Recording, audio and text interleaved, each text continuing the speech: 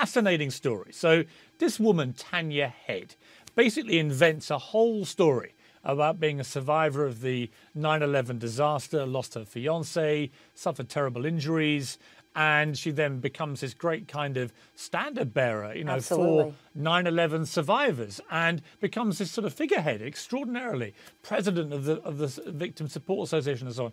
And it turns out the whole thing is a figment of her imagination. When you saw this story, what gave you the desire to make a film about it? Well, Angelo Guglielmo, who is the producer, he brought us sort of a demo reel, or for lack of a better term, to show us what he was working on. And we looked at it and we were blown away. And I didn't remember the story, Piers. I don't know if you did. This broke in the New York Times back in 2007.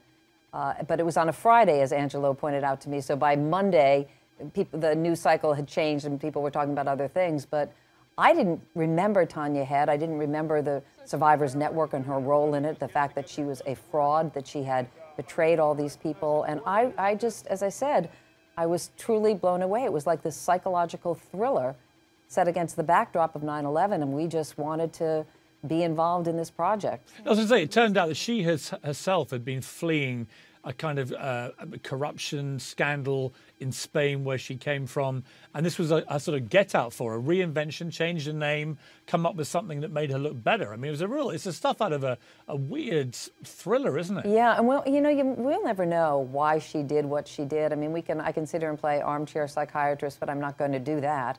But you're right, she was in Barcelona at the time of the attacks. And you know, she came here and made herself available to other survivors in 2003, the end of 2003. So we assumed that she was watching the message boards and really trying to craft her story. And even the fiancé that she said she had in the North Tower, that man Dave, there was a Dave there. So she had done a lot of research. Whether she wanted to, you know, one of the survivors said something very interesting. She said that after 9/11, a lot of people wanted to be part of that experience because it so affected the American psyche. So was that part of the reason why she did it? She always loved America as a little kid growing up in Spain. Was that it? Did she have some sort of mental illness? Something's crazy for her to do this, but she was brilliant.